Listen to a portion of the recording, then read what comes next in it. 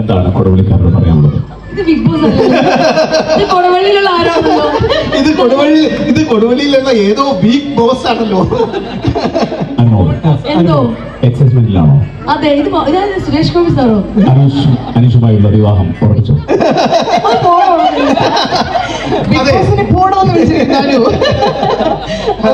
അതെ, അനുമോൾക്ക് മൊത്തം പൈസ കിട്ടിയോ? ബിഗ് ബോസ് ലേറ്റ് ആവും. കാറ് കിട്ടിയോ? ഇവർക്കൊക്കെ ഉള്ള സംശയമാണ് ഞാൻ ചോദിക്കുന്നത്. ഈ PR 16 ലക്ഷം രൂപയുടെ PR ചെയ്തു എന്നാണ് എല്ലാരും പറയുന്നത്. ഇല്ലേ, നിങ്ങളൊക്കെ കേട്ടില്ലേ? അനുമോള് 16 ലക്ഷം രൂപയുടെ PR ചെയ്തിട്ടാണ് അനുമോൾ വിജയിച്ചത്. ഇത് PR കപ്പാണ് എന്ന് പറഞ്ഞിട്ട് ഒരുപാട് കിംവദന്തികളുണ്ട്. അനുമോൾ അതിനെ എന്താണ് പറയുന്നത്? 16 ലക്ഷം രൂപയുടെ PR ചെയ്താണ്. 16 ലക്ഷം രൂപ ഒരുമിച്ച് എടുക്കാനുണ്ട് അറിയാതെങ്കിലല്ലോ. ഞാൻ ഏറ്റവും കഴിഞ്ഞാൽ 500 കടം ചോദിച്ചാൽ ശരിക്കും 16 ലക്ഷം രൂപയുടെ PR ചെയ്തോ? 16 ലക്ഷം രൂപ എനിക്ക് കയ്യിലുണ്ടായിരുന്നെങ്കിൽ ഞാൻ ഒരിക്കലും ബിഗ് ബോസിൽ പോവില്ലായിരുന്നു. എന്നെ കുറച്ച് വർഷങ്ങളായിട്ട് അറിയാവുന്ന ആളാണ് കല്ലു, കല്ലു ചേട്ടനും മാത്തുച്ചേട്ടനും, പിന്നെ ഇതിന്റെ കൊക്കോമിയുടെ ടീംസ് എല്ലാവർക്കും. അപ്പൊ അവർക്ക് എല്ലാവർക്കും അറിയാം ഞാൻ ഭയങ്കര പിശുക്കിക്കാരിയാണ്. അപ്പൊ ഞാൻ എന്തിനാണ് ഈ 16 ലക്ഷം കൊടുത്ത് ഞാൻ ബിഗ് ബോസിൽ കയറുന്നത്? ചേട്ടൻ തന്നെ പറയും. അതെ, സത്യം. അനുമോളുടെ അടുത്ത് 16 ലക്ഷം ഒരുമിച്ച് എടുക്കാനില്ലാന്ന്. 16 ലക്ഷം ഇന്ന് വരെ നേരെ ഒരുമിച്ച് കണ്ടിട്ടുണ്ടോ നീ? ഇല്ല, എനിക്കറിയാം. അല്ലല്ല, ഇവിടെ ഏറ്റവും കൂടുതൽ ആൾക്കാർ ചോദിക്കുന്നത്, നമ്മളിപ്പോ ഇന്ന് രാവിലെ എല്ലാം ഉച്ച കഴിഞ്ഞപ്പോ നമ്മള് അനുമോളും ഞാനും കല്ലും കൂടെ കൂടിയിട്ട് നമ്മളൊരു റീൽ ഇട്ടിട്ടുണ്ടായിരുന്നു. അതിന് നമ്മൾ പറഞ്ഞത് PR കീ ജയ്, 16 ലക്ഷം കീ ജയ് എന്നാണ് വിളിച്ചത്. അപ്പൊ അതിന് താഴെ വന്ന കുറെ കമന്റ്സ് ഉണ്ടായിരുന്നു. എനിക്ക് പേഴ്സണലി മെസ്സേജ് അയച്ചിട്ടുണ്ടായിരുന്നു. ആ അനീഷേട്ടന്റെ അടുത്ത് ദയവായിട്ട് അനുമോൾ ഒന്ന് കെട്ടാൻ പറയാമോ എന്ന് ചോദിച്ചിട്ടാണ്. ഇത് അനീഷേട്ടൻ കെട്ടുവോ അതോ PR ടീമിനെ കെട്ടുവോ? ഇതൊക്കെയാണ് ഇപ്പോഴത്തെ കുട്ടികളുടെ ഏറ്റവും പ്രധാനപ്പെട്ട ഒരു സംശയം. ഞാൻ അവരെ രണ്ടുപേരും കെട്ടാൻ ഉദ്ദേശമില്ല. ഞാൻ വേറെ ആരെങ്കിലും കെട്ടാനാണ് ഉദ്ദേശിക്കുന്നത്. അവർ രണ്ടുപേരും എന്റെ സഹോദരങ്ങളാണ്. അടിപൊളി, സൂപ്പർ. ആ സംശയം ആരും കിട്ടിയില്ലേ? ഓക്കെ, ഇനി അടുത്ത സംശയം. നമുക്ക് സംശയമില്ല. അനീഷേട്ടനെ കല്യാണം കഴിക്കാൻ ഉദ്ദേശിക്കുന്നില്ല, PR-നെയും കല്യാണം കഴിക്കാൻ ഉദ്ദേശിക്കുന്നില്ല. അതെ, ഒന്ന് പറഞ്ഞു കൊടുക്ക ചേച്ചി. എല്ലാ ജില്ലയിലും പോയിട്ട് ചോദിച്ചിങ്ങനെ പറയിപ്പിക്കണമെന്ന് വെച്ചാൽ ഞങ്ങൾ തന്നെയാണ് PR. ഒരുപാട് ആഗ്രഹിച്ച് 2 മണിക്കൂർ. ഒരു സംശയം വേണ്ട, തീർച്ചയായിട്ടും പ്രേക്ഷകർ തന്നെയാണ് അനുമോളുടെ PR എന്നുള്ള കാര്യമാണ് തീർച്ചയായിട്ടും പറയുന്നത്. ഒരു സംശയം വേണ്ട ആ കാര്യത്തില്. ഈ അനുവിന്റെ ഒരു വീഡിയോ ഇട്ട സമയത്തെ അതിന്റെ അടിയിൽ വന്നിട്ട് ഒരുപാട് പേര് കുറെ മെസ്സേജുകൾ, ഞാൻ അൺഫോളോ ചെയ്യുകയാണ്, ഞാൻ പിന്നെ ഇത് ചെയ്യുകയാണെന്നൊക്കെ പറഞ്ഞിട്ട് കുറെ അനുവിന്റെ എന്റെ ഏറ്റവും അടുത്ത സുഹൃത്തുക്കള് അളിയ ആ സ്റ്റോറി അങ്ങ് ഡിലീറ്റ് ചെയ്ത് കളന്ന് വരെ പറഞ്ഞു. പക്ഷെ ഞാൻ ഡിലീറ്റ് ചെയ്തൊന്നുമില്ല. എന്ന് വെച്ചാല് നമ്മള് ഒരുപാട് കാലത്തെ ബന്ധമുണ്ട് നമ്മൾ തമ്മില്. നമ്മുടെ ഉടൻപണം ചെയ്ത കാലത്ത് ഉടൻപണത്തിന്റെ എപ്പിസോഡില് ആര്യനാട് വന്ന് മത്സരിച്ച ഞാൻ ആർട്ടിസ്റ്റാണ്, പടം വരയ്ക്കുന്ന ആളാണോ? അല്ല, ഞാൻ സീരിയൽ ആർട്ടിസ്റ്റ് ആണ് എന്ന് പറഞ്ഞിട്ട് തുടങ്ങിയതാണ് നമ്മൾ തമ്മിലുള്ള റിലേഷൻഷിപ്പ്. അപ്പോൾ അനുവിന്റെ ഒരു ക്വാളിറ്റി എനിക്ക് തോന്നിയിട്ടുള്ള ഒരു കാര്യം, നമ്മളിപ്പോ ഏതെങ്കിലും ഇപ്പം നമ്മൾ പലരും സ്റ്റേജ് ഷോ ഒക്കെ ചെയ്യുന്നവരാണ്.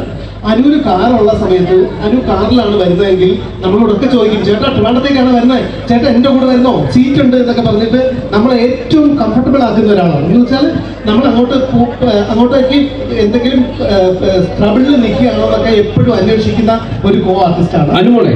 ഈ ബിഗ് ബോസിൽ ഏറ്റവും കൂടുതൽ പ്രിയപ്പെട്ട ഒരു കണ്ടസ്റ്റന്റ് ആരായിരുന്നു? അനുമോൾക്കാണ് പ്രൈസ് കിട്ടിയെന്നുള്ള കാര്യം എല്ലാവർക്കും അറിയാം. പക്ഷെ അതിനും അപ്പുറത്തേക്ക് പ്രൈസ് എന്നുള്ളതിന് മാറ്റി വെച്ച് കഴിഞ്ഞാൽ ബിഗ് ബോസിൽ ഏറ്റവും പ്രിയപ്പെട്ട ഒരു കണ്ടസ്റ്റന്റ് ആരായിരുന്നു? എനിക്ക് എല്ലാവരും ഒരുപോലെയാണ്. പിന്നെ എല്ലാവരും ഗെയിമിന്റെ ഭാഗമായിട്ട് എടുക്കുന്നത് കൊണ്ട് എനിക്ക് അങ്ങനെ പ്രിയപ്പെട്ടത് പറയുന്ന അങ്ങനെ കാര്യമില്ല.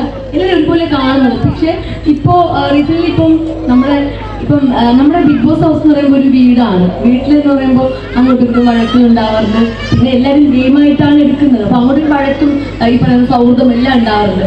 എന്നാലും നമ്മുടെ കൂടെ എന്തെങ്കിലും പ്രശ്നം വന്നു കഴിഞ്ഞാൽ നമ്മുടെ കൂടെ ചിലപ്പോൾ നിൽക്കേണ്ടി വരാൻ പറ്റത്തില്ല അവർക്ക്. എന്താ പറയട്ടെ, ഗെയിമിന്റെ ഭാഗമായിട്ട് ചിലപ്പം.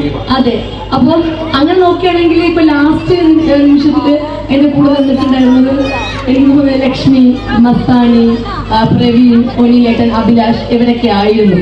അതെ, അപ്പൊ അതിനാണ് സന്തോഷം. ബിഗ് ബോസിൽ ആരെങ്കിലും പിന്നിൽ നിന്ന് കുത്തിയിട്ടുണ്ടോ? ഇല്ലേ? കട്ടപ്പ. കട്ടപ്പ ആരാണ് ബിഗ് ബോസിലെ? ആരാണ് ബിഗ് ബോസിലെ അനുവിന്റെ കട്ടപ്പ ആരാണ്? പിന്നിൽ നിന്ന് കുത്തിയില്ല, പിന്നിട്ട് കുത്തിയിട്ടുണ്ട്. എനിക്ക് എന്തൊക്കെ അറിയണം. ഒരു അല്ല, interview എടുത്താൽ എനിക്ക് സംശയമില്ല, എന്റെ ചോദ്യം കേട്ടിട്ടില്ലേ? അങ്ങനെയൊന്നും അങ്ങനെ മനസ്സിലായി. ഞാൻ കണ്ടു. എന്താണ് നീ കണ്ടത്?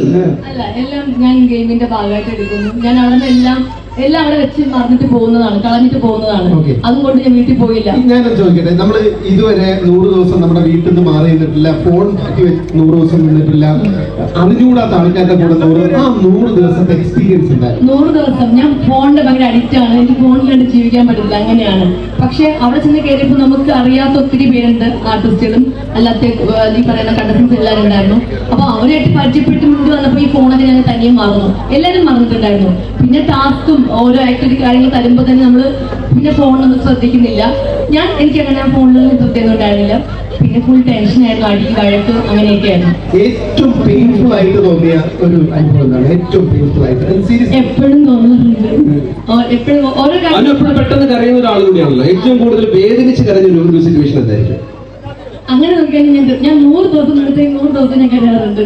അതെ, ലാലേട്ടൻ ഏറ്റവും കൂടുതൽ ബഹളം ഉണ്ടാക്കിയിട്ടുള്ള ഒരു കണ്ടസ്റ്റന്റ് തീർച്ചയായിട്ടും അനുവദിക്കാം. നിങ്ങൾ ബിഗ് ബോസ് ചോദിക്കട്ടെ, ലാലിന്റെ ലാലേട്ടൻ ഏറ്റവും കൂടുതൽ ക്രോസ് ക്വസ്റ്റ്യൻ ചെയ്തിട്ടുള്ള കണ്ടസ്റ്റൻസിൽ ഒരാള് തീർച്ചയായിട്ടും അനുവദിക്കും. എന്താ അങ്ങനെ തോന്നണേ?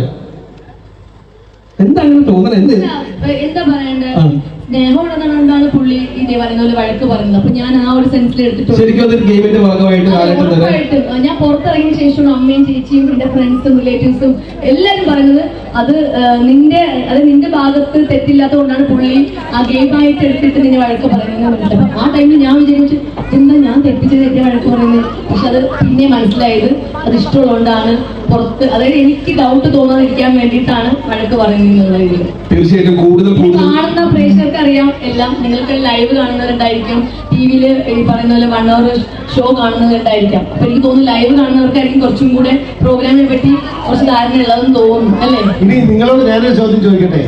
ആദ്യം അനുമോള് ഒട്ടും ഇഷ്ടമല്ലാതിരുന്നിട്ട് പിന്നെ അവസാനമായപ്പോ അനുവിനെ ഇഷ്ടപ്പെട്ട എത്ര പേരുണ്ട് ഈ കൂട്ടത്തില്? ഒരുപാട് പേരുണ്ട്. ആദ്യം മുതലേ ഇഷ്ടമാണ്.